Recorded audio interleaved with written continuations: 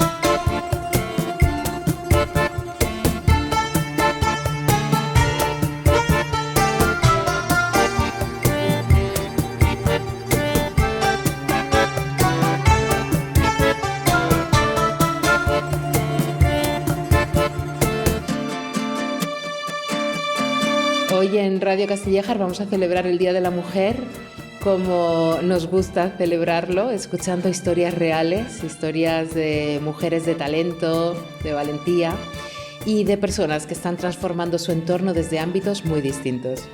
En el programa de hoy vamos a conocer a dos mujeres que representan dos formas poderosas de crear y liderar, una desde el mundo rural y la gestión cooperativa y otra desde el arte y la escultura. Primero conversaremos con Mariló Corral. Ella es presidenta de la cooperativa La Esperanza del Campo, una mujer que demuestra que el liderazgo en el medio rural del siglo XXI combina tradición, visión estratégica y capacidad de comunicar. Después viajaremos hasta Orce, hasta la entrada del Museo de los Primeros Pobladores de Europa, donde nos recibe una escultura muy especial, sincrético, evolucionando a los orígenes.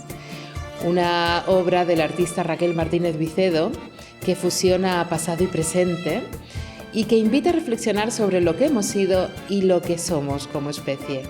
En la tercera parte del programa nos adentraremos en el siglo de oro para rescatar una historia fascinante y casi olvidada, la de Marcela de San Félix, la hija de Lope de Vega, una hija ilegítima que fue una escritora brillante cuya voz quedó durante siglos en silencio.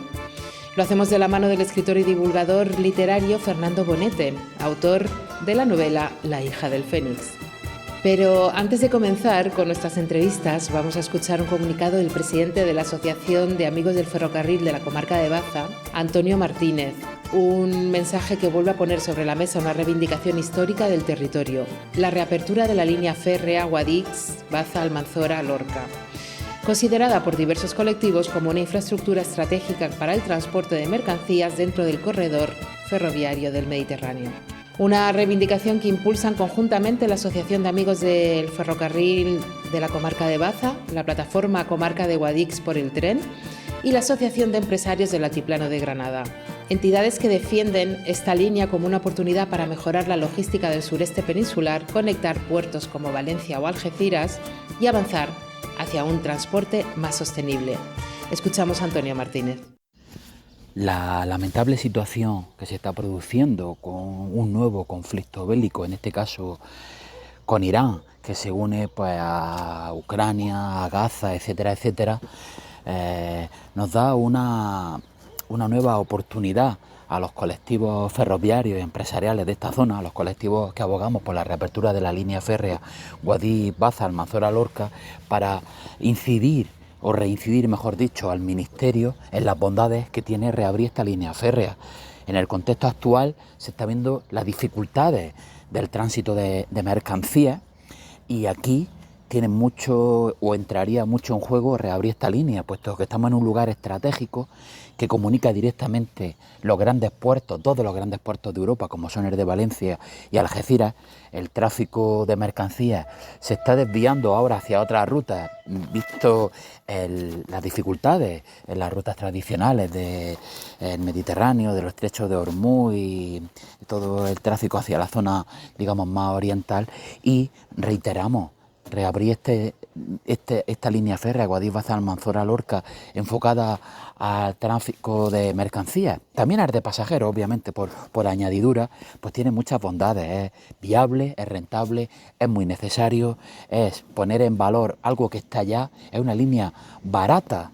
Y luego con los informes económicos en la mano que nos facilitan las organizaciones empresariales como la Asociación de Empresarios del Altiplano de Granada, se demuestra claramente cómo, además de ser una necesidad, social, habilitar un derecho que tenemos la ciudadanía a una movilidad digna y sostenible, pues además, entre comillas, es un buen negocio, puesto que las expectativas que se pueden crear con esta línea férrea que conecte, ya digo, estos grandes puertos y ese tránsito de mercancías unido a la construcción en esta zona de un centro intermodal de mercancías, pues creo que son bazas lo suficientemente importantes para que el Ministerio deje de ignorar esta justa reivindicación, para que el Ministerio recapacite y tenga en cuenta que pedir la reapertura de esta línea férrea, ya digo que además de ser viable, rentable y muy necesaria, no solo sería bueno para estas comarcas tan necesitadas del sureste, que estamos demasiado abandonados por los distintos gobiernos, sino que además mejoraría, como han demostrado de sobra, la red ferroviaria estatal, dando alternativas a esa línea exclusivamente de alta velocidad por la que apuesta el gobierno y, pues ya digo, sería un incentivo más para esta zona. No estamos pidiendo limosna para estas comarcas, estamos pidiendo una oportunidad de desarrollo y de ganar nuestro propio destino y lo podemos hacer. No estamos pidiendo limosna para estas comarcas, sino una oportunidad de desarrollo para ganar nuestro propio destino. Nos quedamos con esas palabras de Antonio Martínez. Y ahora sí, empezamos.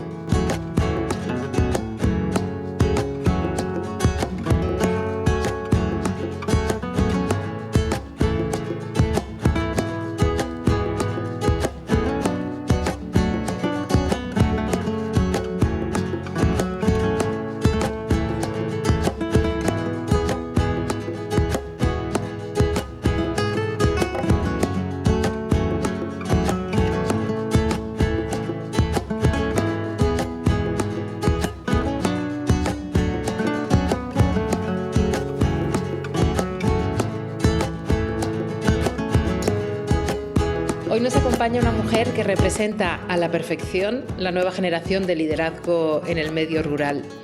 Periodista de formación, agricultora por convicción y presidenta de la cooperativa La Esperanza del Campo, Mariló Corral ha demostrado que el campo también se transforma desde la comunicación, la gestión de equipos y el compromiso social. Vinculada de COP y muy activa en redes de mujeres cooperativistas y empresarias, ha sido reconocida por su impulso a la igualdad. En 2018 obtuvo el premio honorífico a Mujer Agro, entre otros, por defender que el liderazgo femenino no es una cuota, sino una oportunidad para fortalecer proyectos, crear sinergias y construir propuestas estratégicas. Hoy queremos conocer a la profesional, pero también a la persona. Bienvenida, Mariló. Es un placer tenerte en Radio Castillejar. Gracias, es un placer para mí esta presentación. Por favor, qué poderío. El poderío el tuyo y lo vamos a descubrir a lo largo de esta entrevista, no tengo ninguna duda. Para empezar, una pregunta que puede ser tan complicada como sencilla, pero ¿quién es Mariló Corral, más allá de los cargos y del trabajo? Un corazón sensible. Nada, pues madre, hija, amante, luego muy bailaora, muy nómada, mucho amor por la tierra, el paisaje, el cielo y las luces, y comunicadora en la medida que se puede, y defensora de la igualdad y la justicia. Nada más y nada menos. Vienes de una familia muy vinculada al campo. ¿Qué recuerdos te marcaron de pequeña? Pues bueno, mi padre se quedó huérfano de pequeña porque mi abuelo se suicidó. Vaya. Y él a los 17 años o así, porque era muy emprendedor, ha sido siempre muy emprendedor, montó una panadería y se casó con mi madre, que también era otra emprendedora, que tuvo la primera empresa de tricotar todas las Rebecas del pueblo, porque su hermano, que estaba en Nueva York, le mandó dinero para comprarse una máquina de tricotar. Y se juntaron dos emprendedores y nada, y montaron la panadería. En ese tiempo no se pagaban seguro y todas estas cosas. Entonces yo me puse enferma, me tuvieron que llevar de hospital en hospital y tuvieron que pagar. Y bueno, entonces tuvieron que cerrar la panadería porque la tuvieron que hipotecar de alguna manera. Y se dedicaron, bueno, emigraron y luego volvieron y entonces pues con las fincas que habían heredado de la familia y lo que habían podido comprar, pues como muchos, allanaron las tierras porque esto antes eran todo piedras y cultivaron o plantaron olivar y almendros. Y mi padre además vendía abono. Entonces la imagen que yo tengo es más sentimientos, ¿no? De gente que siempre es, aunque se caiga, se levanta y se reinventa y lucha. Y del campo, pues recuerdo que una de las olivas que ahora las tengo yo, pues yo me acuerdo de hacer los hoyos con mi padre, medir los 8 metros y echar cal y siempre estar alrededor de mi padre, ¿no? Eres licenciada en periodismo. ¿Cómo ha influido la comunicación en tu forma de liderar proyectos y llevarlos a cabo? Pues, imprescindible, creo que ha sido mi arma, ¿no? Porque, bueno, yo al emigrar a Cataluña, yo estudié periodismo en Barcelona, porque en la Autónoma, los pobres estudiábamos en la universidad los de periodismo, porque antes solo había Navarra, Madrid y Barcelona, y los ricos iban a Navarra, ¿no?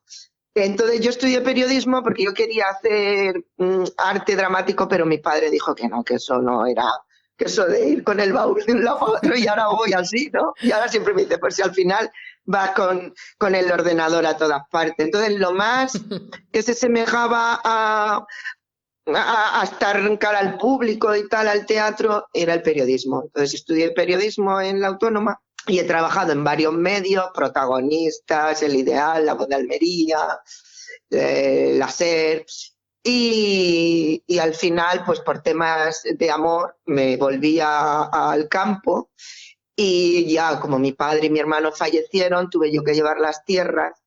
Y a raíz de ahí tuve que ir a las asambleas de las cooperativas y claro, yo no tenía ninguna vergüenza en preguntar o hablar en público y tal por mi carrera.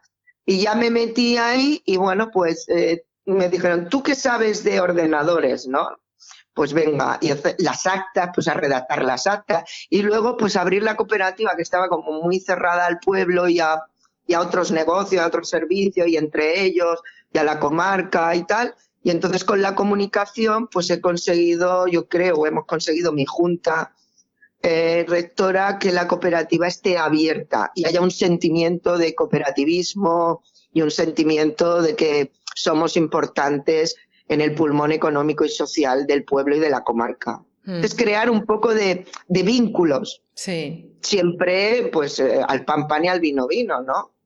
Vínculos y abrir las puertas y las ventanas para que se pueda conocer todo el trabajo que hacéis. La manera de reivindicar, al fin y al cabo, es a través de la palabra, tanto oral como escrita. Claro. Así que es muy estratégico esa polivalencia tuya y toda tu especialización en la comunicación. Si tuvieras que definir tu vocación en una sola palabra, ¿cuál sería y por qué? Mi vocación, pues yo creo que es justo potenciar de alguna manera los negocios que hayan en los pueblos para fidelizarlos y para expandirlos, sean pequeños, medianos o grandes, ¿no? Es decir, y un poco los negocios y las personas, dar protagonismo, ¿no? a todo lo que tenemos para que nos sintamos potentes y orgullosos y podamos avanzar y vivir y haya más.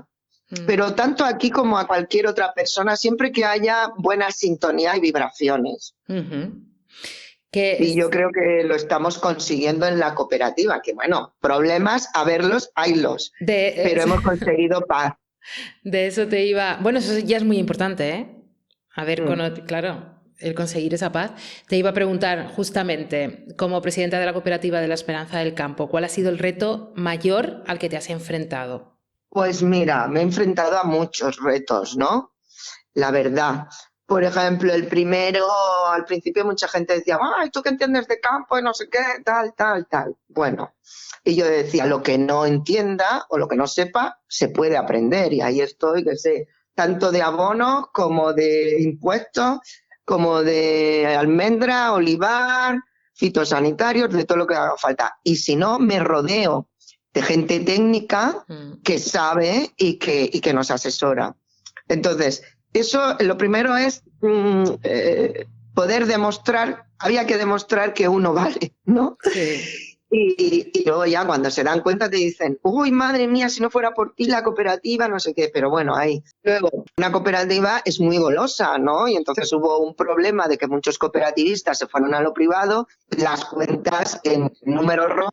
Pues si tú no entregas tu producción aquí, la cooperativa no puede subsistir porque la cooperativa no tiene beneficio y lo único que hace es que con la molienda, pues con eso subsiste de la producción que traen. Se fueron mucho y entonces pues algunos querían montar una gestora para quedársela y privatizarla. Y entonces pues un grupo de socios dimos un golpe en la mesa y dijimos, no, esto tiene que ser una cooperativa.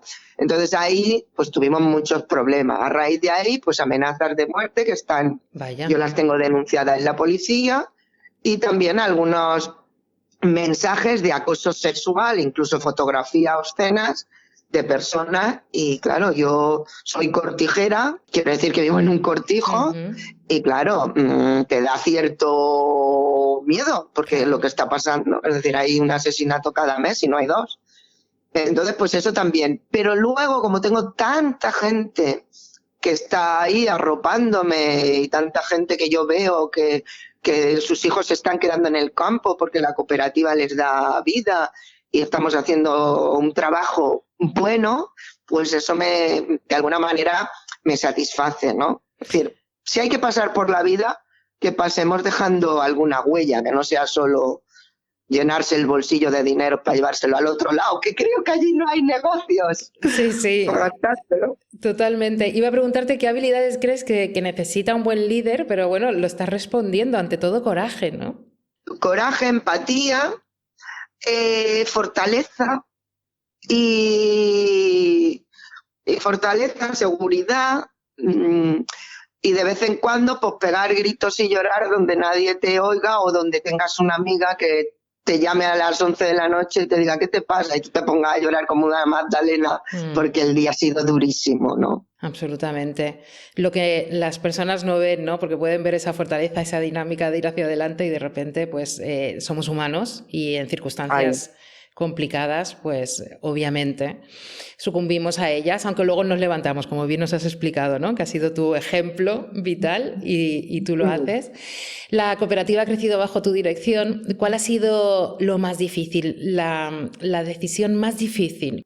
Pues no han sido difíciles porque también reconozco que no estoy sola, ¿no? O sea, tengo un equipo a mi alrededor que bueno, no pasa nada. Yo creo en que hay que debatir, hay que discutir en el buen sentido sin llegar a las manos, pero yo creo que en todos los momentos de la vida, cuando uno no ve algo claro, pues lo debate, lo discute, busca consenso, acuerda, busca posibilidades.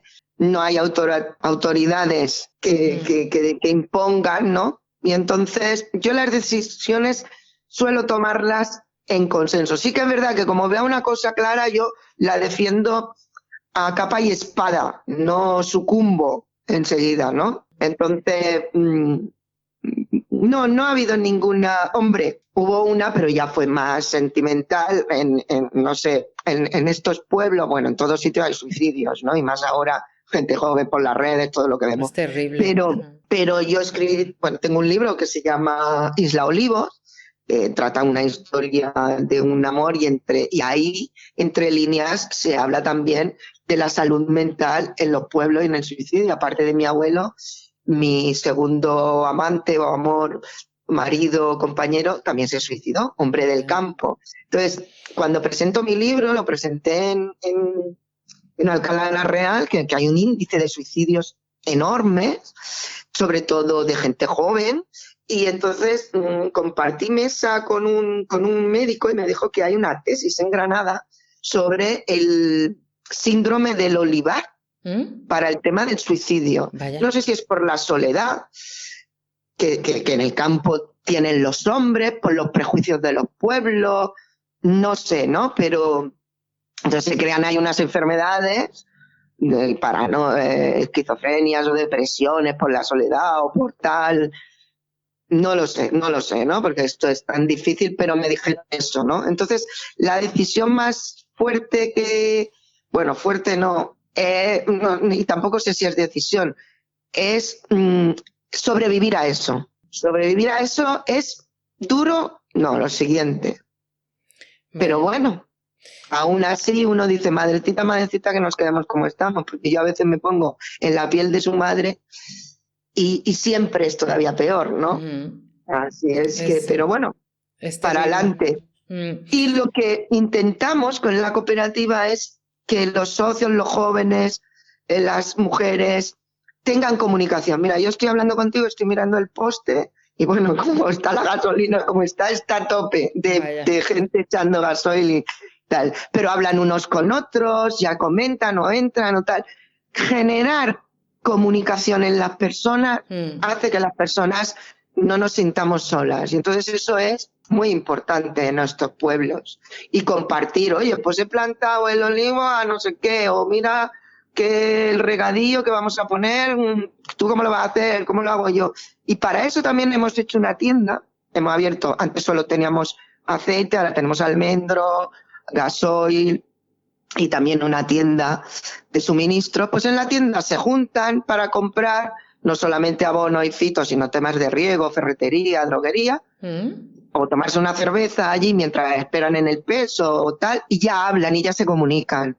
Eso es muy importante. Absolutamente, crear esos espacios efectivamente de comunicación, de compartir con los demás nuestros problemas y poder aprender también de soluciones que han podido aplicar. Sí, pues tengo que visitaros yo, que aún no he ido, Hombre. que ya iré a veros y a ver ese lugar tan especial. Formáis parte, de hecho, de DECOOP, que si no me equivoco es una de las grandes cooperativas nacionales. ¿Qué significa para vosotros estar integrados en un grupo así?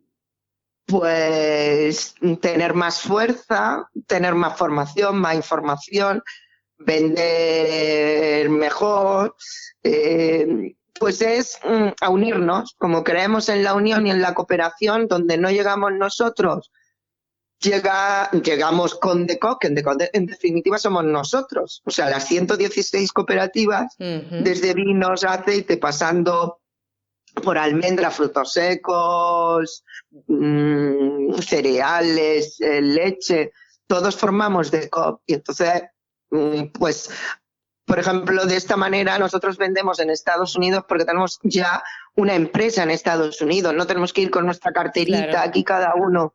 Vamos juntos y tenemos más fuerza. Ya que hubieran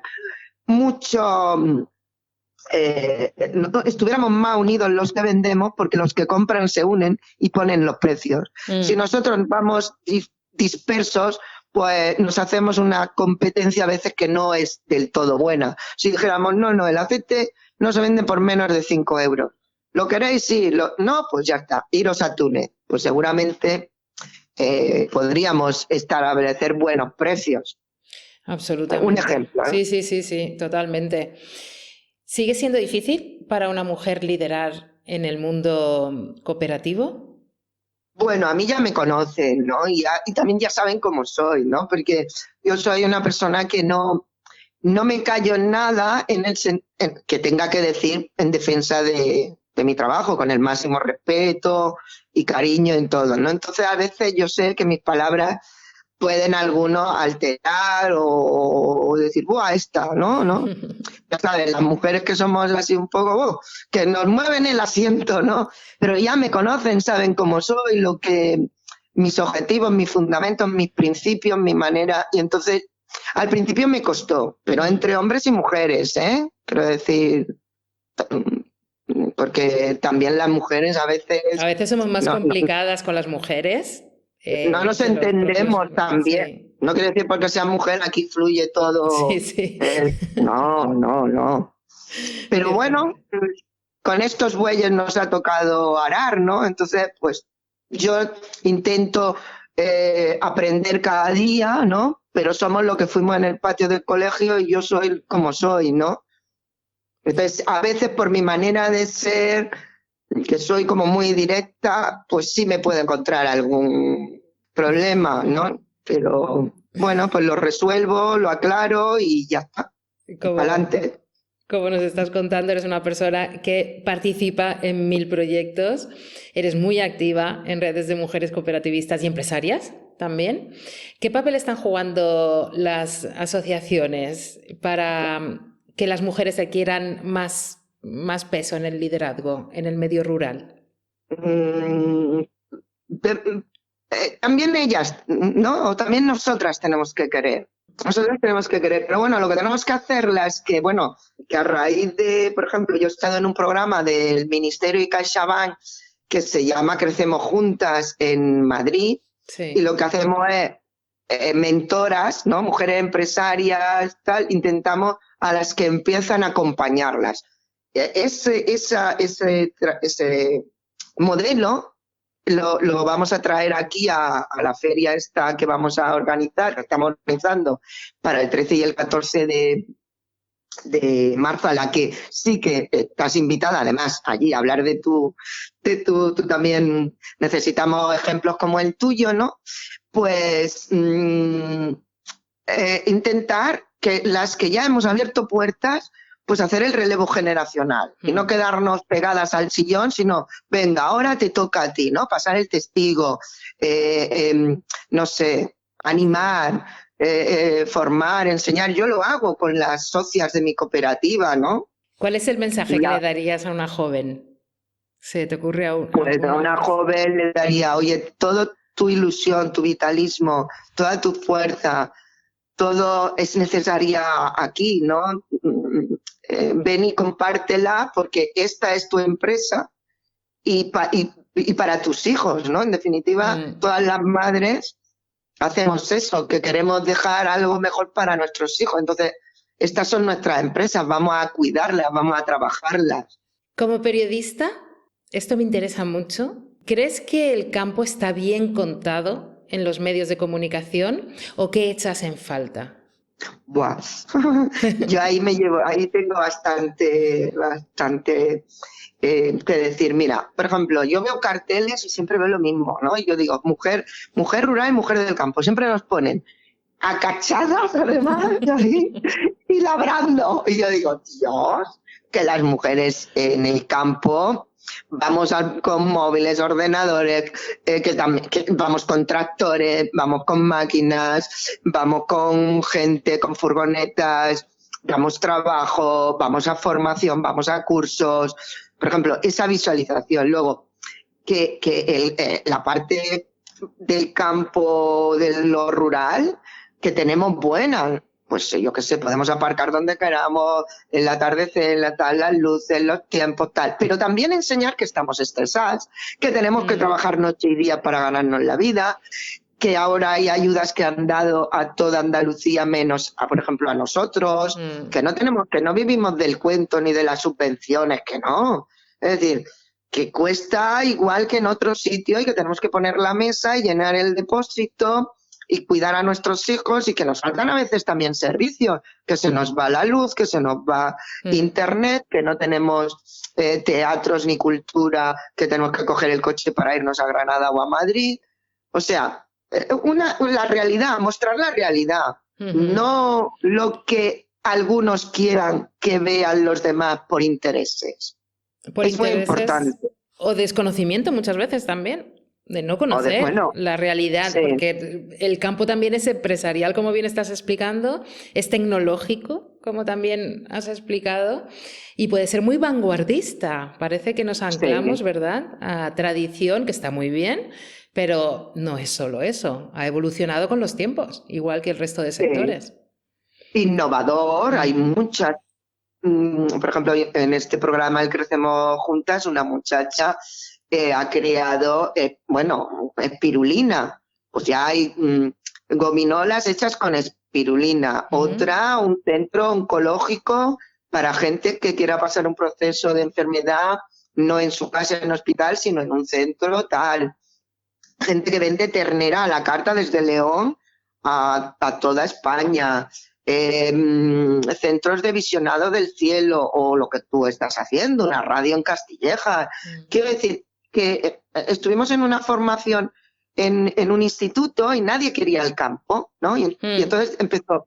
Y entonces dijimos, entonces, ¿qué es lo que quieres? Yo fontanero, yo electricista, yo médico. Y dijimos, ostras, yo vivo en el campo y necesito un fontanero, yo vivo en el campo y necesito un médico, quiero decir, o una doctora, que el campo somos todos, que aquí no estamos solo los que vamos con el tractor. Y eso sin hablar, que ya nos daría para otro tema, para otra conversación muy amplia sobre la soberanía alimenticia, que de esto tendremos que hablar en algún momento, y se nos olvida el poder de contar con personas que produzcan alimentos y que no dependamos.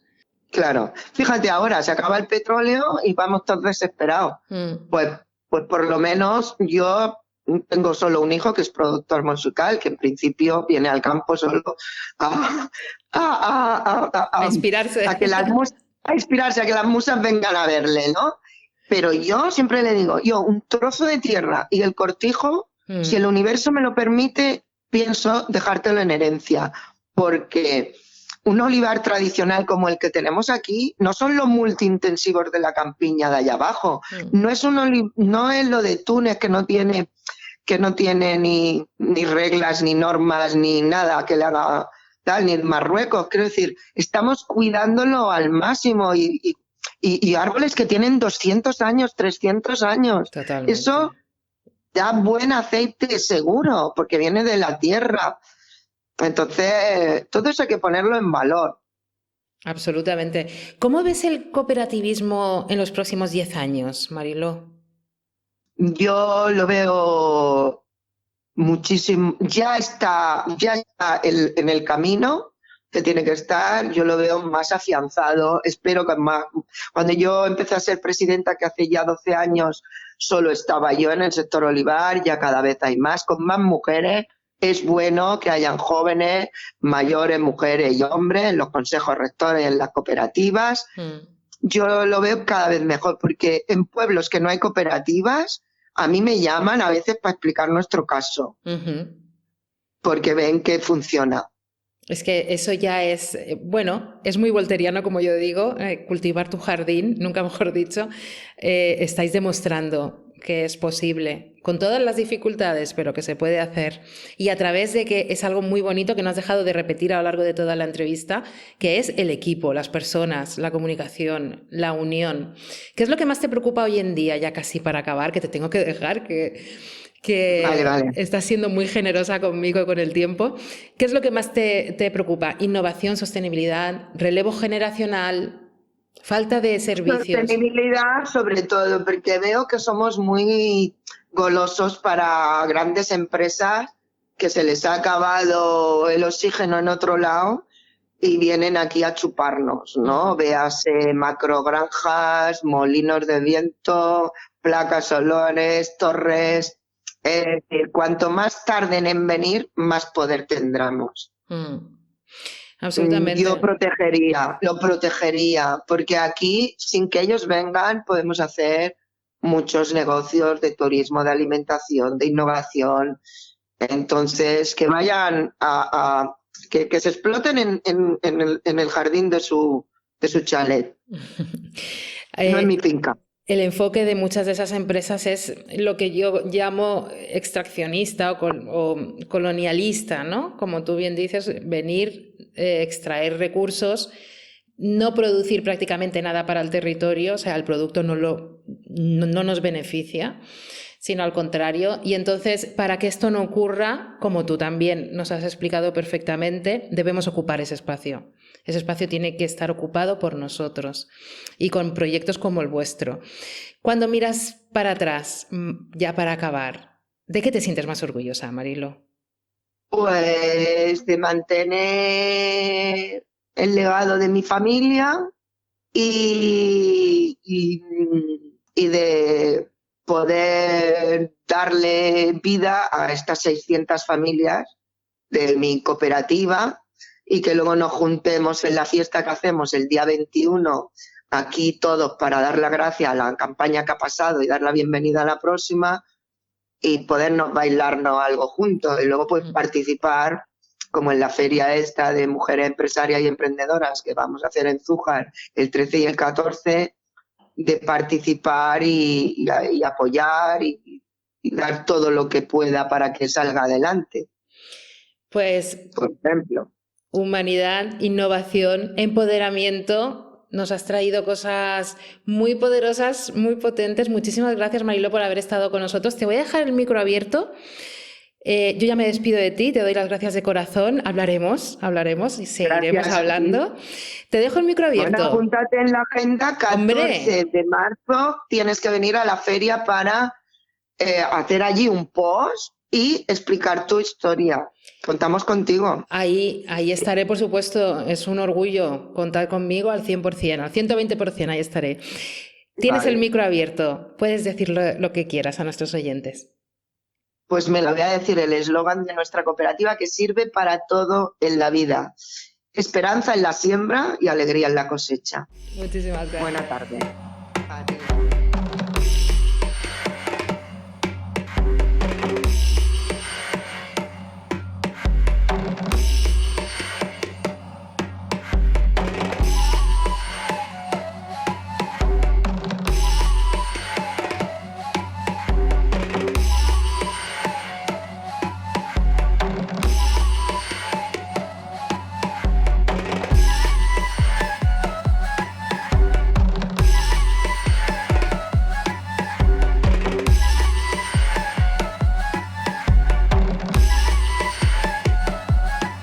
Imagina que llegas a un lugar donde vivieron los primeros europeos hace más de 1 millón de años.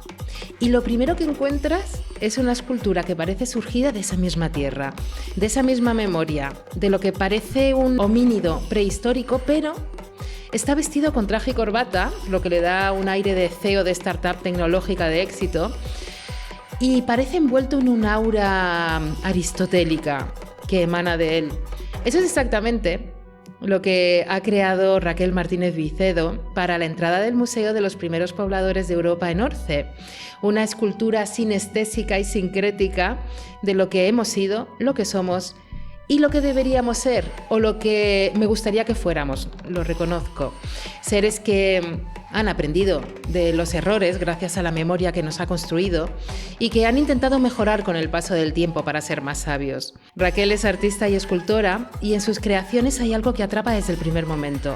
Superficies orgánicas, rugosas, obras que parecen guardar secretos atávicos actualizados para nosotros, para acercarnos esa sabiduría, para un público que cuando llega a esas criaturitas siente como el latido que tienen dentro porque están vivas de alguna manera. Hoy, como no podía ser de otra manera, porque en Radio Castillejar apostamos por la pasión que habita y visita el altiplano de Granada, tenemos con nosotros a Raquel para hablar de escultura, de orígenes, de lo que significa dejar una huella permanente en un lugar tan especial como Orce y para hablar también de ese erotismo casi prohibido del arte. Bienvenida, Raquel. Es un placer que estés con nosotros en Radio Castillejar. Hola Lorena, ¿qué tal? Muchas gracias. Raquel, muchas gracias por darme voz.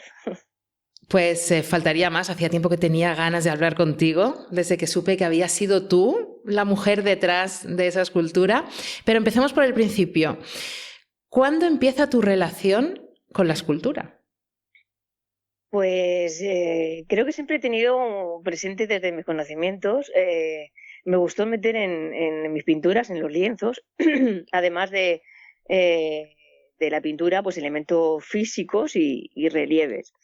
Pero sí que es cierto que en 2022 me formé en técnicas escultóricas en piedra y tuve grandes docentes que me ayudaron a obtener mis mejores notas. Bueno, actualmente estoy teniendo reconocimiento ya no solo por los visitantes y por los clientes de mis obras, sino que también por los artistas que reman en mi misma dirección Y bueno, pues me da mucha energía para seguir creyendo en mi proyecto, con el que espero pues transmitir muchas historias y emociones.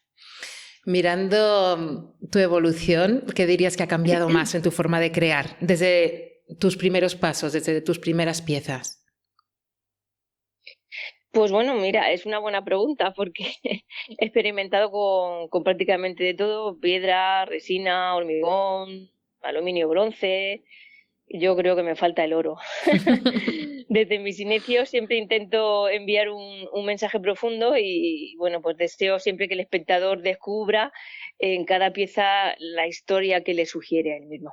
Háblame de este sincrético que es bellísimo, cuyo subtítulo, si podemos abordarlo así, es Evolucionando a los orígenes. Una escultura que ha terminado, como decíamos en la introducción, en un lugar simbólico, que es la entrada del Museo de los Primeros Pobladores de Europa en Orce. ¿Cómo surge esta oportunidad? Sincrético, pues sincrético es muy mono. Sí. Nunca mejor dicho. Nunca mejor dicho. Bueno, pues sincrético es una hibridación de dos mismas personas de diferentes épocas, es así. Para quien no lo ha visto, como tú has comentado antes, la obra es un torso esculpido en piedra, con la peculiaridad de que la cabeza es de un homínido y el cuerpo, o sea, lleva puesto un traje con camisa y corbata.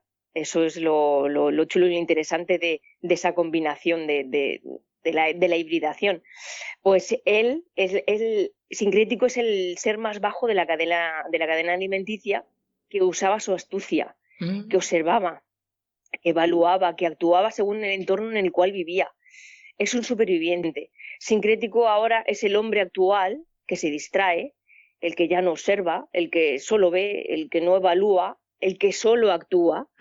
Es el más alto de la cadena alimenticia, pero ha perdido toda su esencia. Tiene que evolucionar para volver a su origen.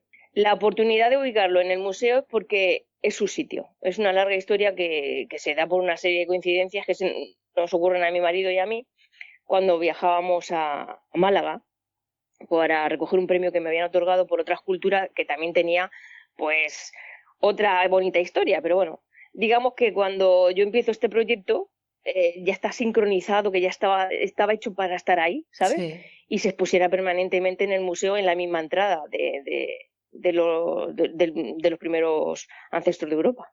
¿Qué hay detrás de ese evolucionando a los orígenes que acompaña a Sincrético?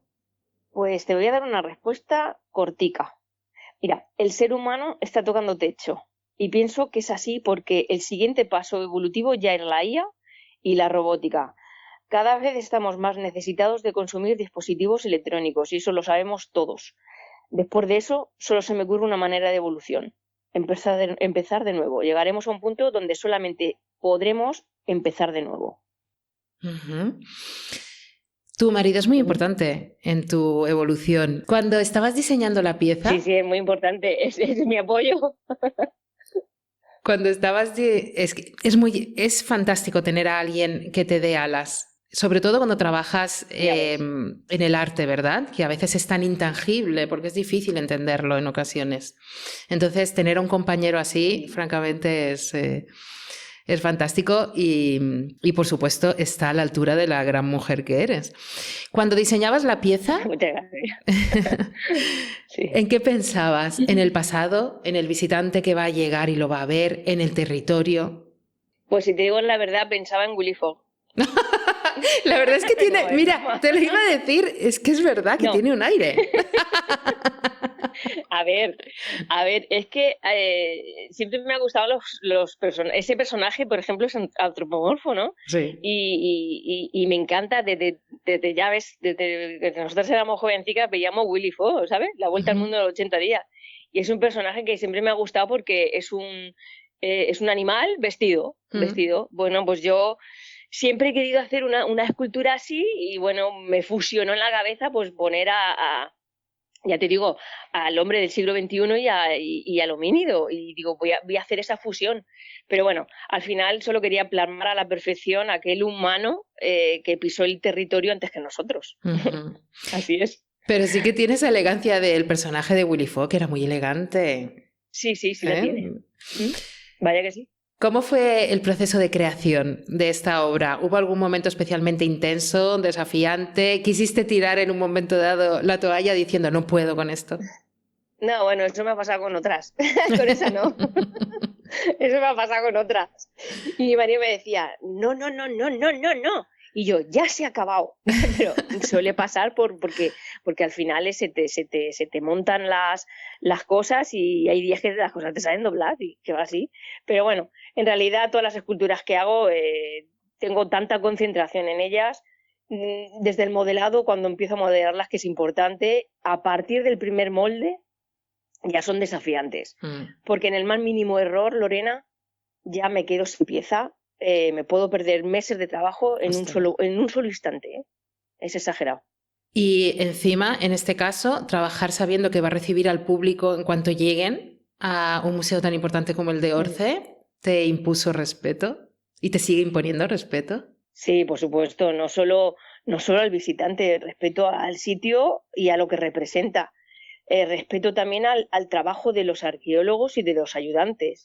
Y respeto a nuestros antepasados. Y si conoces ya un poco mi obra, pues se basa eso, en el respeto a nuestra historia y a nuestro pasado. ¿Recuerdas lo que sentiste en el primer momento cuando la viste ahí colocada, una vez acabada, pero encima colocada Sí, claro. en el lugar? Claro, Lorena, yo quería llorar. Si te digo la verdad, quería llorar.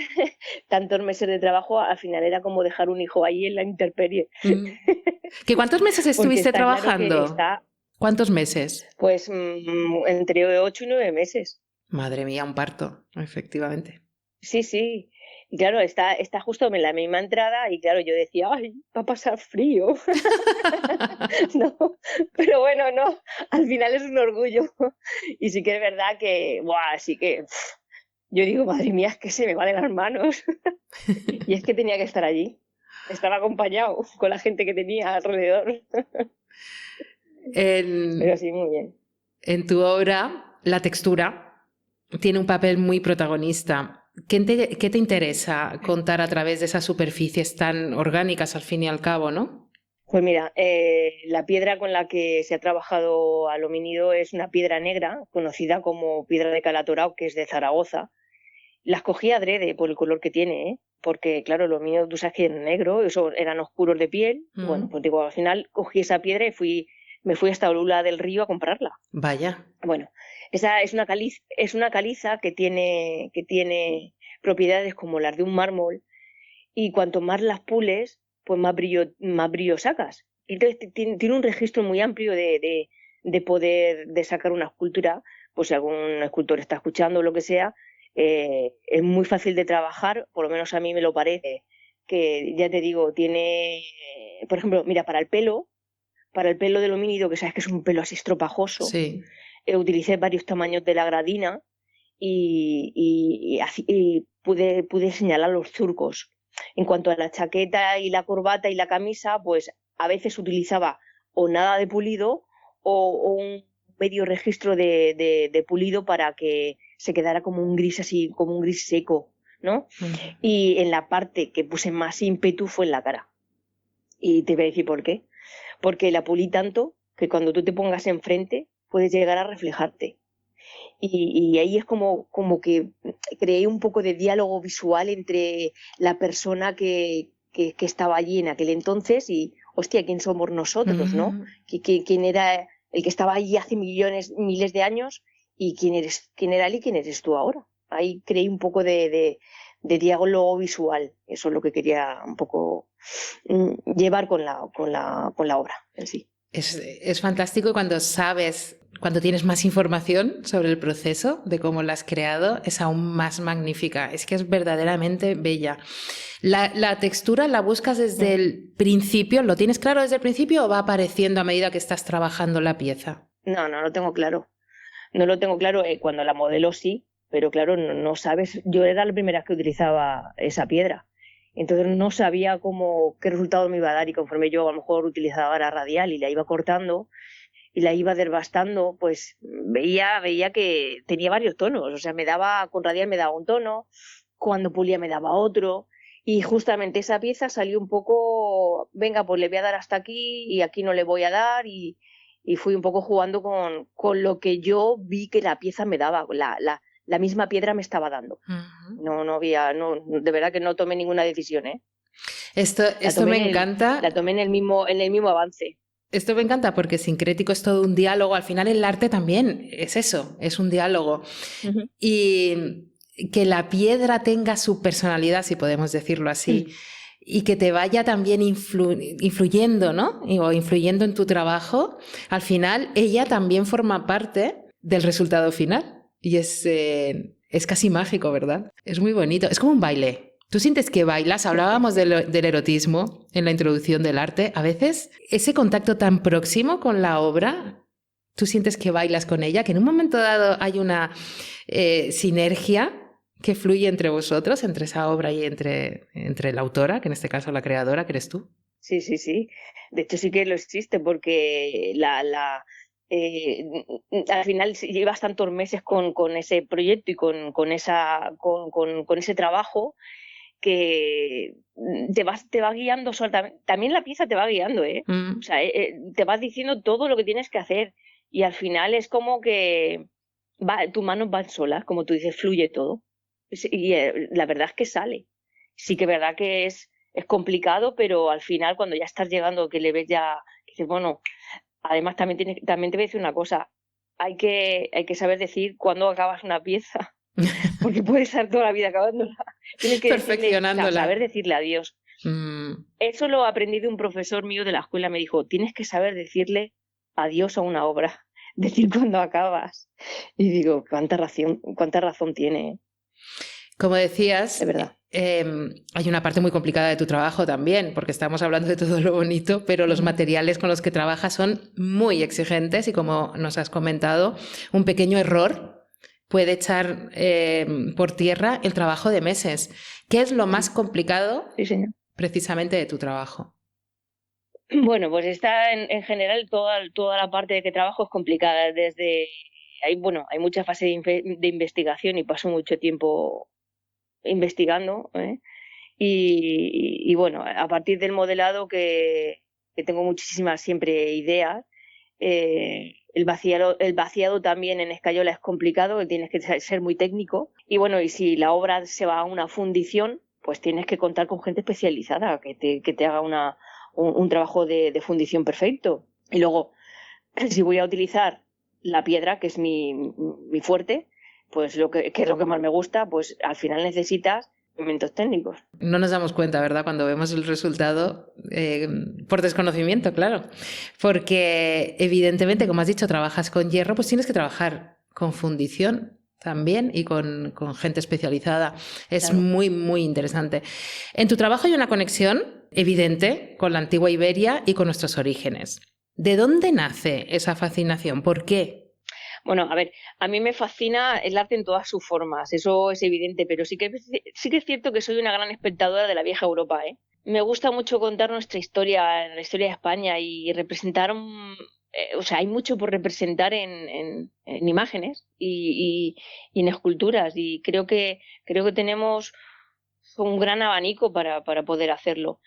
Y bueno, fíjate, somos España, Andalucía, Aragón, Valencia, Castilla, pues somos todos. O sea, es que al final, por otro lado, no estoy anclada al arte íbero. Eso me encanta porque al final estamos pisando una tierra que es donde vivimos y de aquí hemos sacado muchos restos arqueológicos y aún habrán enterrados en nuestra zona que no conocemos, pero sí que es verdad que me gusta también hacer escultura contemporánea y soy bastante versátil. Bueno, en definitiva, con cualquier técnica me siento bastante cómoda. ¿Qué es lo más osado que has hecho? ¿Lo más que? Osado. Algo a lo mejor... vale. Sí, pues algo a lo mejor que en un principio no te habías planteado Sí. hacer y has acabado haciéndolo y has dicho, vaya. Pues no, a ver, lo más intrépido que hice fue cuando aún estaba de estudiante y me metí en un certamen. Me metí en un certamen con una escultura que al final el ayuntamiento se quedó en Málaga, justamente. El ayuntamiento se quedó con una escultura mía y me dieron una mención de honor y yo estaba de estudiante y me lancé y dije, me voy a meter. y creé una escultura con la que fui a recoger el premio, que con una bonita historia y sí que es verdad que me salió redondo. Esa es la que yo quería tirar a la basura, que yo al final decía que no la termino. Pues esa fue la más osada para mí, no tener muchos conocimientos y, o sea, sí estaba empezando a tener conocimientos, pero no había terminado yo mis estudios. Pero dije, bueno, me voy a lanzar a un certamen y efectivamente me salió redondo y fue una barbaridad, fue una pasada. Oye, Esa fue de verdad que fue el lanzamiento que dije, ¡buah! Es que esto es lo mío. El universo me está diciendo que lo tengo que esto es hacer. lo mío. Sí. Pues ahora que nos has hablado de esa escultura, ¿quieres compartir con nosotros su pequeña historia, la historia bonita que tiene detrás? Pues es una escultura, bueno, me presenté en un certamen el año anterior a este que te estoy contando, Sí. me presenté en un certamen en Alhora, en Málaga. Bueno, pues estando allí conocí a un señor que estaba en el ayuntamiento, que era el antiguo concejal, también conocía al juez de paz y pues pues que te hacen un brindis, ¿no? Cuando tú llegas a la presentación de toda la exposición que tuve seleccionada. Pues al final este hombre pues me contó una historia bonita del pueblo y esa historia era de un antiguo caballero de la Edad Media que estaba cercando la villa de Álora. Es un romance que se cuenta allí. Y estando cercando el castillo que estaban dentro los árabes, un morico le tiró una flecha, una saeta a don Diego Gómez de Rivera, que era la mano derecha del rey, ¿vale? Era el mayor adelantado de Andalucía, y resulta que le entró por la boca y le salió por el cuello. En el mismo instante ese hombre murió. Y es una historia real porque don Diego Gómez de Rivera está enterrado en la Cartuja, en Sevilla. Entonces yo me fui a ver el féretro, cómo era él, y en el año sí la escultura. Una escultura que daba con el lugar. Estaba especialmente hecha para ese lugar, porque eso fue un romance que llevan, yo no sé la barbaridad de años que llevan contando ese romance, desde la antigüedad, desde la Edad Media llevan contando ese romance. Estaba por escrito, pero no había ninguna imagen. Y yo pues la representé. Y eso pues gustó mucho y el pueblo se quedó con la escultura, sí señor. Esa fue la escultura que ya te digo que para mí fue lo más atrevido que yo he hecho. Estar de estudiante y digo, pues voy a hacerla. Y claro, pues, los profesores, ¿y cómo hago esto y cómo hago lo otro? Claro, al final, y oye, salió redonda la escultura, salió que dije, wow. Y bueno, me dieron una mención de honor y todo, y bueno. Estabas predestinada. Estabas predestinada a hacerla. Sí, sí. Cuando estás en el taller, ya te digo. ¿Cómo creas? Sí. ¿En silencio completo, monacal casi, con música? ¿Tienes algún ritual que hagas? No, yo silencio. A veces si apago la radio, yo tengo una radio de esas antiguas, y con el dial la busco y tengo 3 emisoras ahí puestas, rayadas con un boli y nada, me pongo las emisoras y cuando veo que no hay cobertura y tal, y pues a lo mejor escucho los pájaros. Yo vivo en el campo, entonces siempre escucho temas en radio que me hagan pensar, o me pongo el esclavero y en Instagram con los cascos puestos y me pego unas risas con todo lo que cuenta y ya está. Pero vamos, que silencio poco. ¿Cuáles son los sueños artísticos que te gustaría perseguir ahora? Pues mira, quiero seguir creciendo profesionalmente y como artista, como persona también, y construir grandes proyectos, crear obras que perduren en el tiempo, Lorena, y que puedan ser vistas por gente en un futuro cuando yo ya no exista. Ese es mi sueño. Raquel, si tuvieras que definir tu relación con la escultura en una sola palabra, sé que es complicado, puedes utilizar varias, si una sola se queda corta, pero ¿cómo definirías esa relación? Materia. Materia sería la palabra, porque al final la materia está ahí, se destruye, cambia, y eso es lo que hacemos todos nosotros. Se transforman. Me gusta la palabra materia. Materia. Pues Raquel, muchísimas gracias por habernos acompañado. Te voy a dejar el micrófono abierto para que digas lo que quieras y nos cuentes qué pasa el 13 de marzo. Sí, bueno, pues el 13 de marzo hago una exposición en mi pueblo natal, que es en Aspe, en provincia de Alicante, en la sala de exposiciones Miguel Calatayud, y bueno, ahí es el título Damas y Guerreros de la Antigua Iberia, donde meto pues gente íbera y un poquito más, que estoy un poco ampliando el tema. Y nada, os espero allí a todos con un vino de honor. Y Lore, pues muchísimas gracias por darme voz. Gracias a ti. Gracias por haber traído, acercarnos tu arte un poquito más, que lo tenemos cerquita, lo tenemos una prueba de ello en Orce. Y bueno, pues nos vemos el 13 de marzo en esa inauguración. A las 7:30, que no lo he dicho. A las 7:30. Pondremos el cartel también de la presentación para que nuestros oyentes puedan tenerlo a mano. Y muchísimas gracias a ti. Tenemos un espacio en el que entrevistamos a escritores y yo lo llamo el Jardín de los Libros, pero en este jardín del arte que se expande, ¿no?, de los libros y del arte, consideramos que la libertad se halla en el conocimiento y el arte es una de las maneras más bellas para llegar al conocimiento, de modo que gracias, Raquel, por hacernos más libres. A ti, Lorena, muchísimas gracias.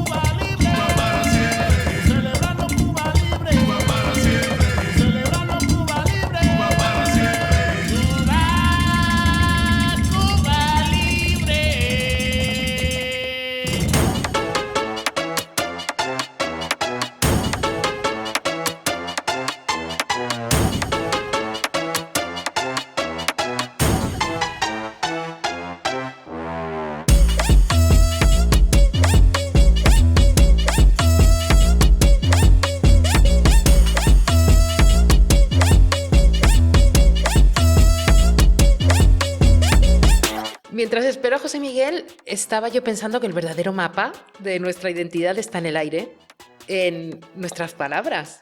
El lenguaje es el espejo del alma de una tierra y la brújula que nos recuerda de dónde venimos. Hoy en día se habla mucho de diplomacia en los despachos, ¿verdad? Pero la diplomacia más pura es la que practicaban nuestros mayores, esa capacidad de entenderse, de convivir y de transmitir sabiduría con una sola expresión de las nuestras. Y con José Miguel abrimos esa ventana, ¿verdad?, al pasado cada semana y recuperamos ese brillo de nuestro vocabulario con una sonrisa y, bueno, a veces con lágrimas de risa, tengo que confesarlo. Pues ya tenemos a José Miguel por aquí con nosotros porque ya lo estoy viendo. José Miguel, aquí, estoy sentada aquí. Hola, buenos días. Ya estamos aquí. Bueno, pues hoy he traído 3 palabras que esta mañana me viene a mí con un cancurreo que está muy cansina toda la mañana. Siempre es lo mismo, venga, cancurreo. Cancurreo es una cosa repetitiva.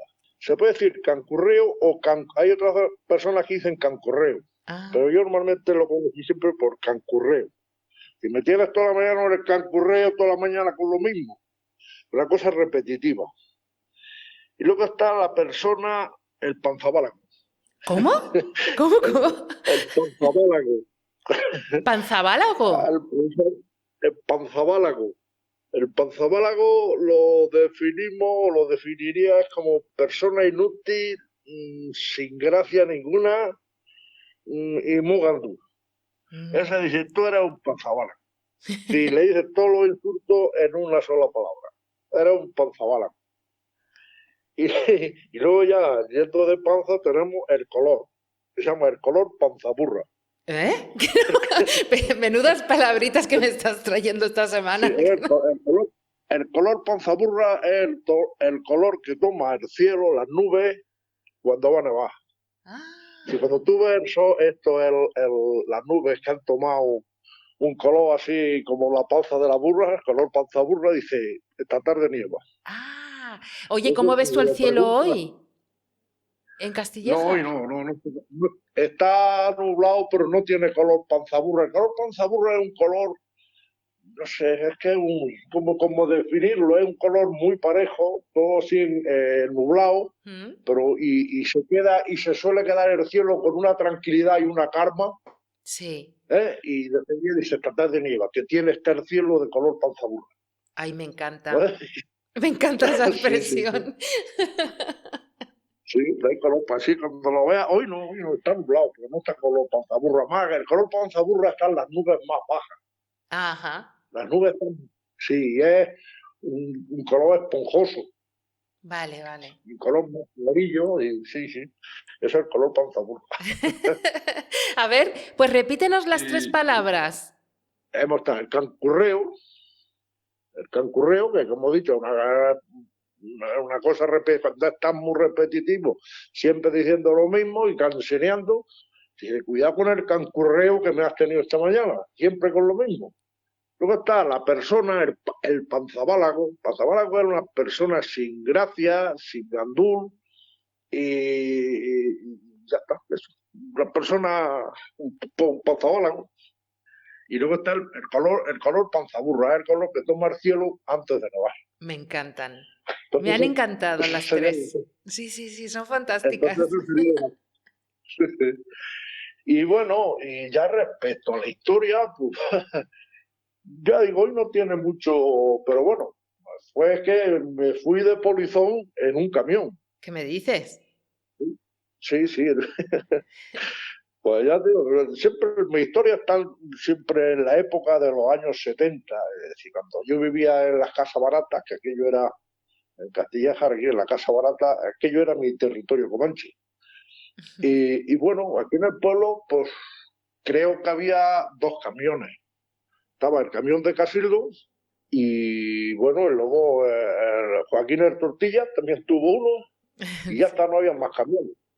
Pero eran camiones pequeños, pero vino un camión un poco más grande y venía cargado traía naranjas y tenía en la caja de atrás, el cajón era de madera y había un agujero por la parte de atrás y por allí eran familias de uno que vivía allí en las casas baratas, era de Orce, el camión que venía de Orce. Y bueno, por aquel agujero empezaron a meterlo en el camión, descargaron unas cajas de naranjas que traía y empezamos a meternos en el camión. Estuve allí todo el día, toda la mañana, nosotros metiéndonos dentro, claro, la emoción de jugar dentro de la caja de un camión. Sí. Claro, y a eso de rato se oye, estábamos Carmelo y yo, y se oye que se abre la puerta del camión, que se monta, claro, Carmelo se bajó corriendo y yo también me iba a bajar, pero pensé, yo nunca me había montado en un camión. Digo, yo me voy a quedar aquí y como tiene que parar en el stop que hay va saliendo del pueblo, donde está la cascada, en ese stop, sí. Pues tenía que parar. Y digo, pues allí, como tiene que parar, hacer el stop, pues allí me bajo. Claro. Pues sale el camión, yo pendiente, asomado por encima de los laterales, con una boca risa y ya me preparo para bajarme en el stop, pero no hice stop. No hice stop, pues claro, si no venía nadie, yo pensaba que tenía que parar, como había stop, había que parar. Claro. Ya estaba la señal de stop puesta. Había que parar. Pues claro, yo me tiré a bajarme, pero no, que va, aquello llevaba una velocidad.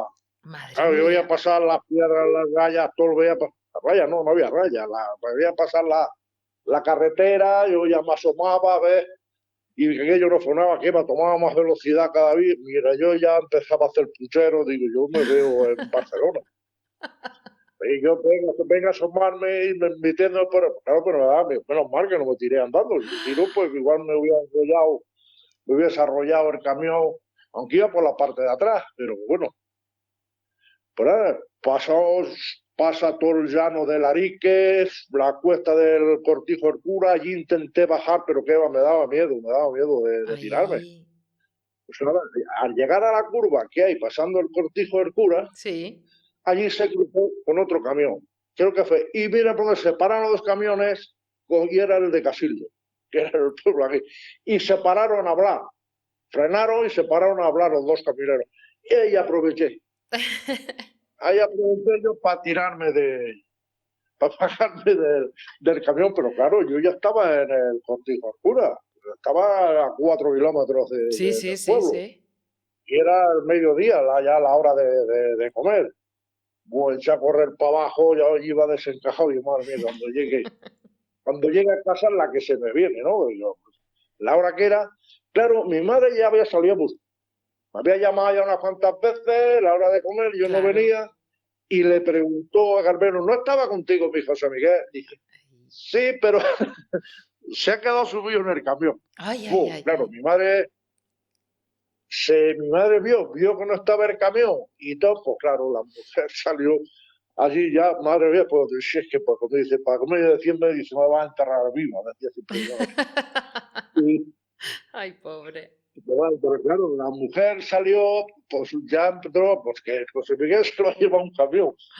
Cuando, claro, mi madre iba ya por camino de, por donde está la panadería de Josefa, y allí me la encontré. Allí me la encontré y sí, de seguida se tiró a darme un beso y un abrazo, ¿sabes? Sí. Ay, Tuve que pobrecita, qué pegar su... un par de quiebros, esquivar un par de moquetazos ¿sabes? Y un apargatazo porque mi madre tenía una habilidad. Yo ya me fui para casa y mi madre tenía una habilidad y era para tirar el apargate. Mi número daba igual donde te escondieses que te daba. Además era como siempre los deportes de los zurdos siempre han sido muy buenos. Mi madre era zurda. Ajá. Era muy buena. Mi madre era muy buena con el apargate. Y yo no conocí personas con más habilidad. Yo salía corriendo,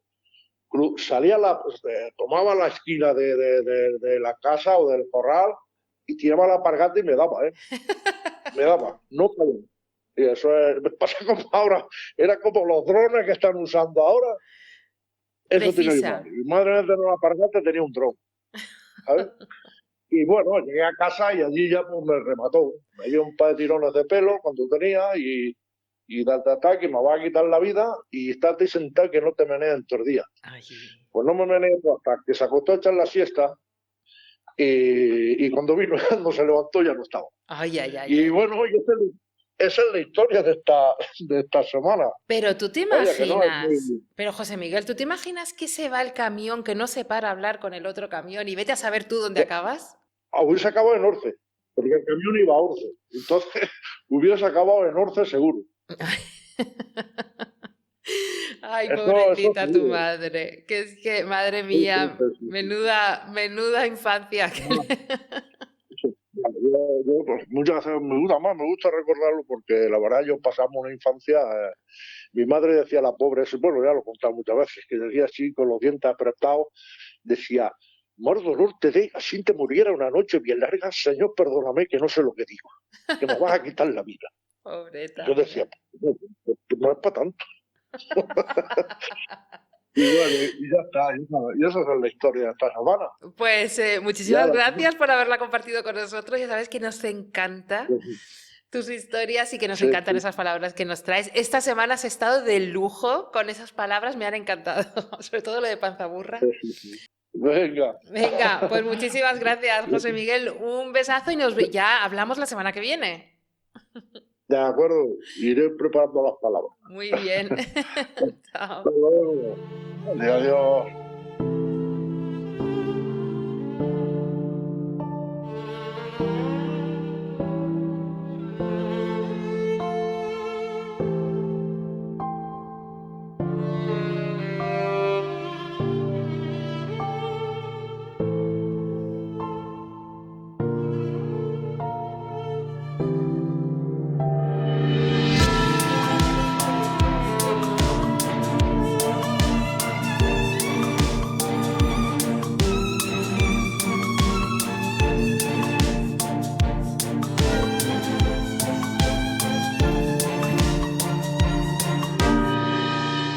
Madrid, agosto de 1635. Una multitud llena las calles estrechas del corazón de la ciudad. Ha muerto Lope de Vega, el fénix de los ingenios, el hombre que cambió para siempre el teatro español. El cortejo fúnebre ha modificado su recorrido, algo insólito. ¿Para qué? Para que una monja de clausura pueda asomarse al pórtico de su convento y despedirse. Esa mujer, Sor Marcela de San Félix, es su hija. Una hija ilegítima. También es escritora. Una escritora a la que nadie recuerda.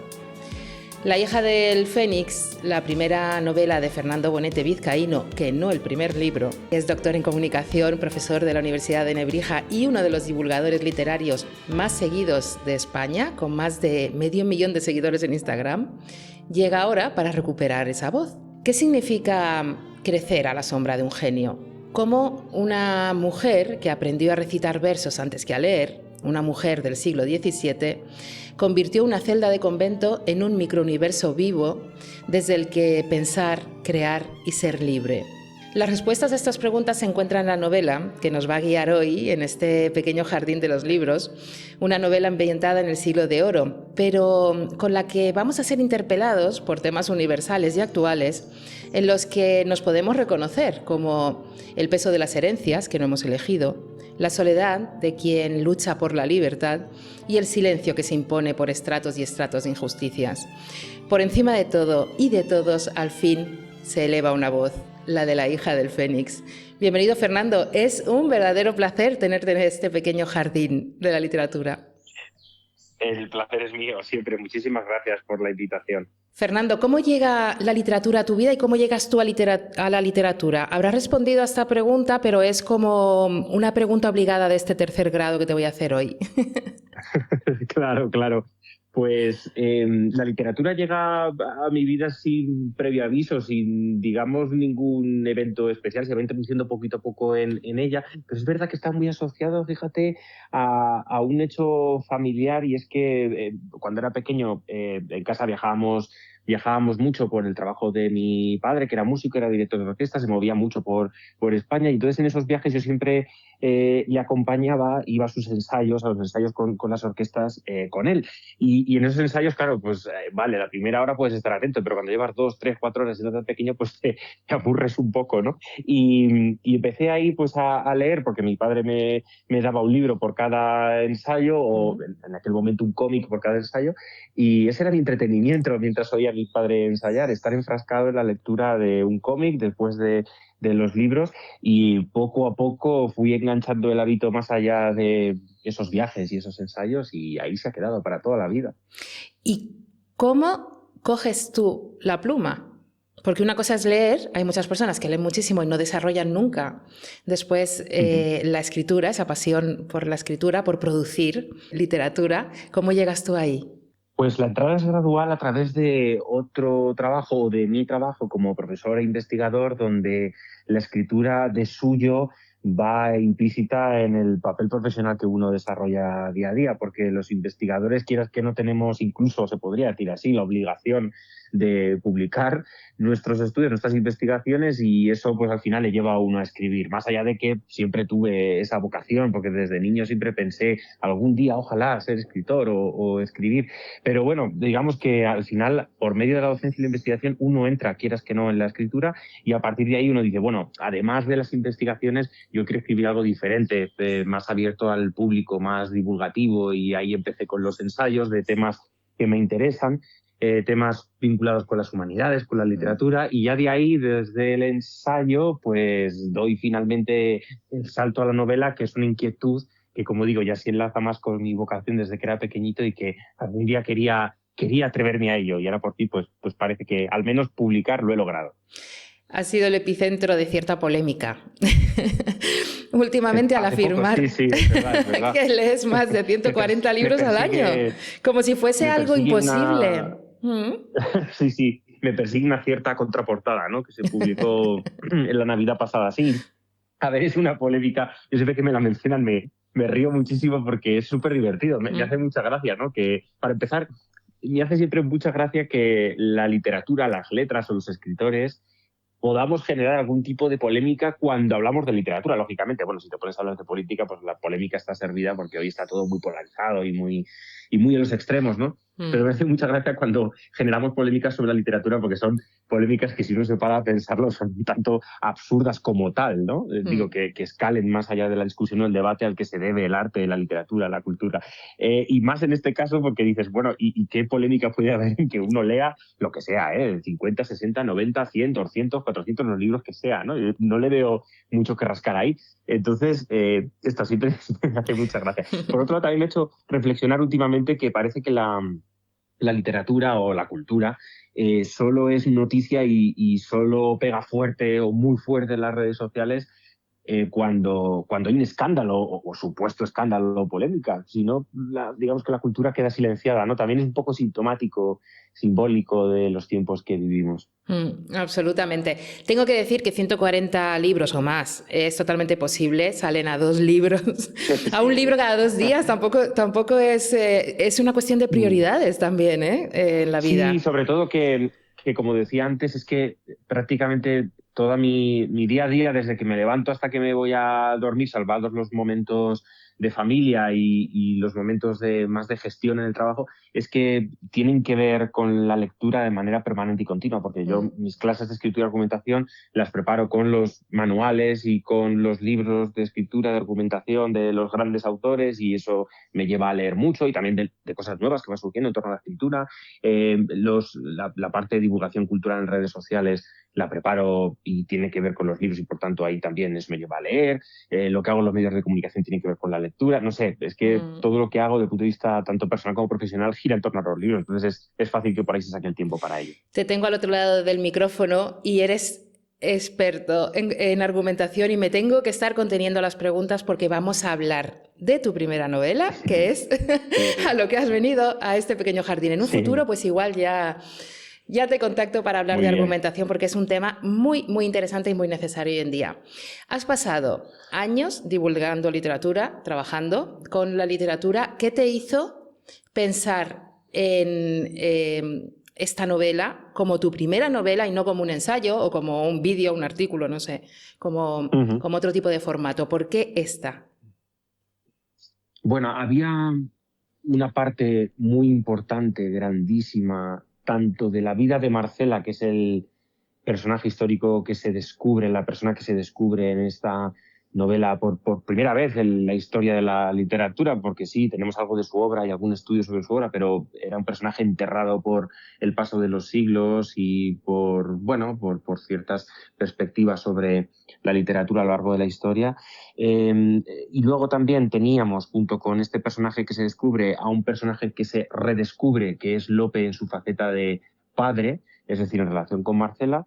Y estos dos grandes totems ítems de la novela era imposible abordarlos desde la no ficción, porque no hay documentación suficiente o directamente para ciertos aspectos de la emotividad, la afectividad y la psicología de esa relación entre un padre y una hija, como fueron tan especiales Lope y Marcela. No había ningún tipo de documentación para abordarlo desde el punto de vista del ensayo y la no ficción. Era necesario ficcionar partes de su vida, siempre debiéndose a la verdad de los hechos y a la veracidad, o consiguiendo una veracidad sobre lo que se conoce, sobre lo que sí se conoce de ambas figuras, pero no había otra manera que imaginando, que inventando también, que poniéndolos en una determinada senda que pasó por mi imaginación. Era la única manera de abordarlos. Entonces, la respuesta rápida a la pregunta sería por necesidad. era necesario hacerlo de esta manera. La novela nos muestra a Lopito, el hijo varón de Lope de Vega. Supuestamente es el que estaba destinado a ser el heredero literario de Lope, sin embargo fue Marcela quien continuó realmente con esa tradición. Y la pregunta es, ¿por qué crees que no ha llegado a nosotros Marcela como otras escritoras que sí que han podido llegar, como Sor Juana Inés de la Cruz, ¿no? Que se está muy presente también, a mí me ha hecho pensar continuamente en ella, o Leonor de la Cueva y Silva? ¿Por esa ilegitimidad, precisamente? Puede tener que ver la ilegitimidad, puede tener que ver también el hecho de que buena parte de su obra, por no decir la totalidad de su obra, pues es pasto de las llamas, porque era parte de su penitencia, el hecho de quemar su propia obra. Todo esto tiene que ver, pero hay un factor no tan evidente y que de hecho hace a Marcela especial, casi podríamos decir única, con respecto a esas otras grandes mujeres que mencionabas, y es el hecho de que ella entiende la escritura, ella entiende la labor literaria, y esto es algo que para nuestra mentalidad contemporánea es absolutamente chocante o casi inimaginable. Ella entiende la escritura y la literatura como una obra para los que la rodean de manera inmediata, y también para Dios y para sí misma. Es decir, no tiene ninguna aspiración de triunfar con su obra fuera del convento, ni siquiera tiene, como otras monjas escritoras o como otra literatura conventual de la época o anterior o posterior, la inquietud de criticar su tiempo o confrontar y debatir con su tiempo, que es algo que también, por supuesto que de manera más que lícita, hacían otras mujeres en los conventos. Ella no, ella solo quería escribir para sí misma, para Dios y para sus hermanas, las mujeres que la rodeaban. Y de hecho, sus obras, su teatro está pensado para ser interpretado por 4, a lo sumo 5 personas, 5 voces. Pues esto, las personas que tenía a su alrededor, las hermanas, las mujeres que tenía a su alrededor, que podían tener alguna dote interpretativa mínima para poder interpretar su obra, y para poder reflexionar con ellas y pensar con ellas dentro de los muros del convento. No tenía, por así decir, ningún ego propio, ningún ego personal, y por eso tampoco le molesta quemar su obra ni se rebela contra la quema de su obra, con todo lo escandaloso que eso nos pueda parecer a nosotros o a los escritores de hoy en día que queremos, pues eso, que nuestra obra llegue a todo el mundo y que a cuantas más personas mejor y cuantos más libros vendamos mejor. Ella no tiene esa manera de entender la literatura y la escritura, y esa forma de entender la literatura y la escritura también difiere en cierta manera con la forma en que entendían otras mujeres su obra en aquel momento. Y por eso también es un factor importante a la hora de considerar por qué su obra no trasciende. Es que ella tampoco quería que trascendiera como tal. Otra cosa es que hoy, como pensamos de otra manera, pues uno o yo me haya atrevido a sacar su obra fuera de los muros de la investigación y del convento para que otros la conozcan. Seguramente a ella le horripilaría lo que he hecho. Y sin embargo, el hecho, ahora que le estabas comentando, de quemar su obra, la convierte en un fénix, en un ave fénix. Cierra un ciclo de revisitarla de manera continuada, ¿no? Aunque pasen siglos entre visita y visita. Eso es, hay por ahí un juego quizá interesante con el título que, claro, guarda relación con el sobrenombre, uno de los muchos sobrenombres que tuvo su padre Lope de Vega, al que se le llamaba el Fénix de los Ingenios, entre otros sobrenombres. Hay ahí un juego en el título, pero también está ese juego de que lo que al final es quemado y lo que es reducido a cenizas puede resurgir de sí misma, ¿no? Y Marcela llega en nuestros días. Quiero pensar que mi novela puede ser un punto de inicio para que volvamos a poder leer la obra de Marcela, porque ahora mismo su obra completa está descatalogada. Ojalá que la novela dé pie a que se vuelva a editar su obra completa y que podamos leerla a ella, ¿no? No leerla a ella a través de mis letras, sino leerla a ella directamente, y que se complete ese ciclo de resurgimiento del Fénix. El convento de las Trinitarias, bueno, los espacios obviamente son importantes, y entre los espacios, aparte de la casa de Lope de Vega, tenemos el convento de las Trinitarias, y aparece prácticamente como una universidad secreta de mujeres. ¿Era así en ese momento?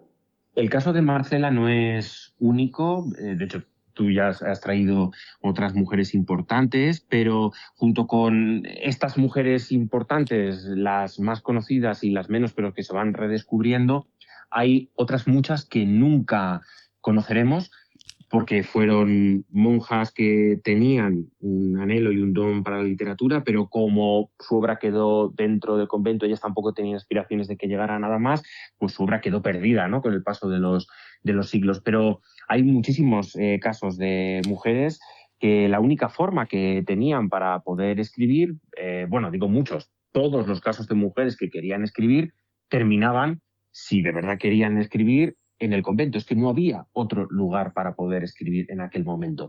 Siendo mujer, ya no digamos hija legítima como Marcela, siendo mujer, si querías escribir solo tenías esa opción.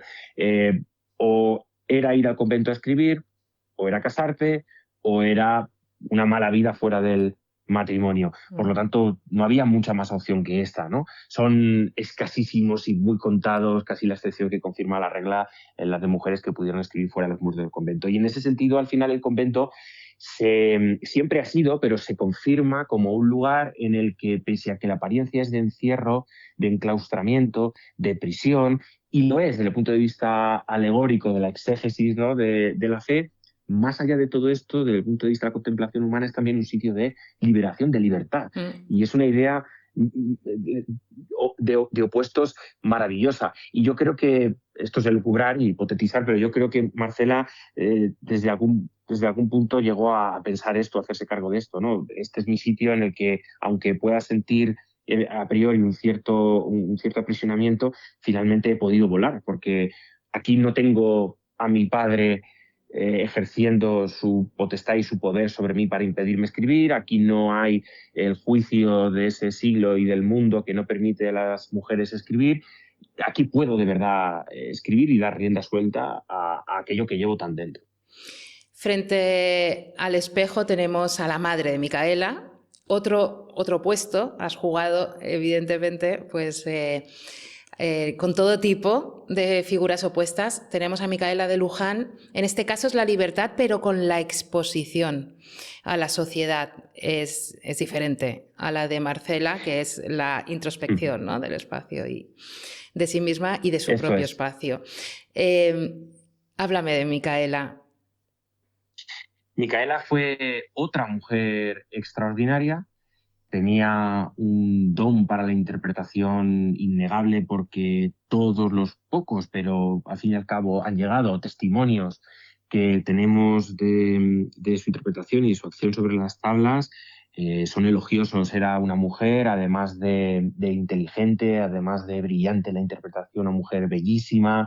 Y ahí que Lope quisiera estar con ella a toda costa en la etapa en la que estuvo enamorada de ella, porque luego, como hace Lope con una mayoría de mujeres, por no decir todas, pues las deja tiradas, ¿no?, quizás con la excepción de Marta de Nevares, digo, las amoríos que tuvo fuera de matrimonio. Y es una mujer también destrozada desde el momento en el que Lope, como digo, la aparta de su vida, porque había empezado a construir su vida en torno alrededor de Lope, haciéndose muchas ilusiones, ya no solo por el nacimiento de Marcela y de Lopito. En realidad con Lope tuvo muchos más hijos. Lo que pasa es que esos hijos fueron muriendo y los dos que quedaron vivos fueron Marcela y Lopito, los que quedaron vivos y los que de hecho han trascendido para la historia.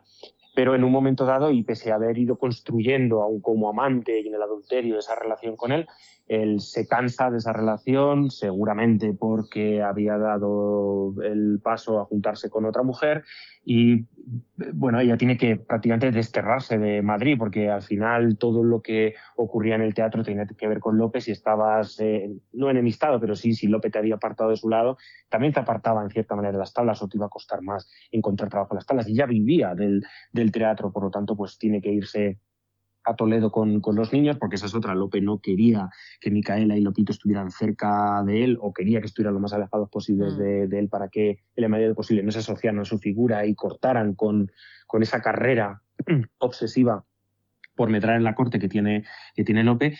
Y en ese sentido también es una mujer hecha a sí misma, porque pese a las dificultades y el maltrato que sufre de esa exposición pública y sobre todo del apartamiento al que la condena Lope, pues logra seguir prosperando gracias a ese innegable talento que tenía para la interpretación. Y esto dicho de una mujer que por otra parte era analfabeta, ella no sabía leer ni escribir, todo lo aprendía, que no era raro en la época por otra parte, pero todo lo aprendía por la parte, digamos, oral o verbal de la interpretación y la memorística de la obra. Es una mujer, como digo, inteligente, bella, talentosa, hecha a sí misma, y efectivamente un personaje que confronta, que contrasta mucho con Marcela, pero que al mismo tiempo tiene un punto de unión muy fuerte con Marcela, y es que cabe suponer que Marcela se inició en el mundo de las letras no tanto con su padre, porque hasta los 8 o 9 años no convivió con él, sino precisamente con su madre. Y cabe presuponer que acompañó a su madre a muchas de las interpretaciones que ella tenía en el teatro, en los corrales de comedias, y que aprendió de ella a acercarse a la literatura. Y ahí están los orígenes de Fernando, ahora que me lo estás contando, que te estoy viendo yo de pequeño acompañando a tu padre. Pues fíjate, ahora que lo decía, he caído en la cuenta. Yo ya no recuerdo si cuando escribía esos pasajes lo tenía en la cabeza, pero puede ser. Quizás sí, esa es la magia de la literatura, ¿no? Que hace no sabe decir... lo que pone, nunca sabe uno lo que pone, sí, nunca Exacto. sabe lo que uno pone ahí en su consciente ahí, sí. ¿Tú con cuál de las dos formas de escribir te sientes más cómodo o te parece más libre? ¿La de Lope, que escribía para ser visto, para llenar esos corrales de comedia? ¿O la de Marcela, que escribía para un grupo reducido, aceptando que su obra pues quizá no sería nunca célebre, ¿no? O no vería la luz? Qué buena pregunta. Pues te diré que sería un mentiroso si no reconociera que lo que yo quisiera de La hija del Fénix de esta novela es que la leyera cuanta más gente mejor, que llegara a ser una novela conocida y que eso me diera pie a seguir escribiendo muchas otras novelas, porque la verdad es que me he sentido muy cómodo escribiendo ficción. No puedo mentir, quiero que esa obra llegue a cuanta más gente mejor, y en ese sentido me estoy haciendo cargo de la actitud de Lope. Pero también te diré que en los momentos de mayor duda, en los momentos en los que uno piensa, yo no sé si esto al final pues, va a tener éxito o no, si se va a vender mucho o no, si la gente realmente se va a acercar a esta novela, porque al final también hay mucha competencia de otros escritores, sobre todo en la novela histórica. En esos momentos de debilidad en el que al ego le pincha un poco la propia conciencia, el hecho de recordar el ejemplo y el modelo de Marcela ayuda mucho. Es decir, el hecho de recordar que incluso si las cosas van muy mal con la novela, si no tanta gente se acerca a esta novela, al final no hay que olvidar lo que uno disfrutó escribiéndola y el bien que haga a las personas, aunque fueran pocas, que se acercaran a esta obra. Entonces, de forma natural, por la propia disposición del tipo que nos ha tocado vivir, nos sale el gen Lope de Vega, pero el gen Marcela es, por otra parte, necesario para sobrevivir a los egos de uno mismo. Al final se complementan. Ya para acabar, Marcela murió en 1688, 53 años después, que su padre vivió toda esa vida escribiendo en silencio dentro de sus muros. Si ella pudiera escucharte ahora, ¿qué crees que te diría de lo que has hecho con su historia? Pues un poco volviendo al principio de la conversación, creo que pondría el grito en el cielo y le diría, ¿cómo se te ha ocurrido, cómo has sido capaz de darme a conocer o intentar darme a conocer cuando yo lo que quería era quedarme aquí en el convento y no salir fuera de los muros del convento? Creo que, como digo, le horripilaría la idea de ser tan conocida, porque nunca tuvo esa intención, nunca estuvo en su ánimo escribir para ser venerada por su tiempo como su padre o como Calderón de la Barca, con el que se enfrentó de hecho en vida, sino que escribió, como decía antes, para ella, para sus más allegados y para Dios, y ahí quería que quedara todo. Yo he hecho precisamente lo que ella no quería, pero como no está para reprochármelo, pues bueno, seguiría adelante. Bueno, pues muchísimas gracias, Fernando, por haber pasado por este pequeño jardín de los libros. Aquí creemos que la libertad se halla en el conocimiento apoyado con la sabiduría, obviamente, no cualquier tipo de conocimiento, no solo acumular datos, sino saber procesarlos. Así que muchísimas gracias por hacernos más libres con La hija del Fénix, y muchísimas gracias por haberla traído a la luz de la actualidad. Es una historia fantástica que recomiendo absolutamente a todos los oyentes. Muchísimas gracias, Fernando. Ha sido un verdadero placer. Muchas gracias a ti, muchas gracias a vosotros. Pues hasta aquí hemos llegado con el programa de hoy, con dos grandes mujeres, emprendedoras, valientes, apasionadas, y un hombre que ha rescatado a una gran mujer del olvido. Ese es el secreto del éxito, el trabajo en equipo de hombres y mujeres en igualdad. Muchísimas gracias por habernos acompañado y ya sabéis que podéis participar en Radio Castillejar escribiendo a radiocastillejar@gmail.com. Muchas de las entrevistas que estamos haciendo es gracias a vosotros, así que os doy las gracias y os espero la semana que viene.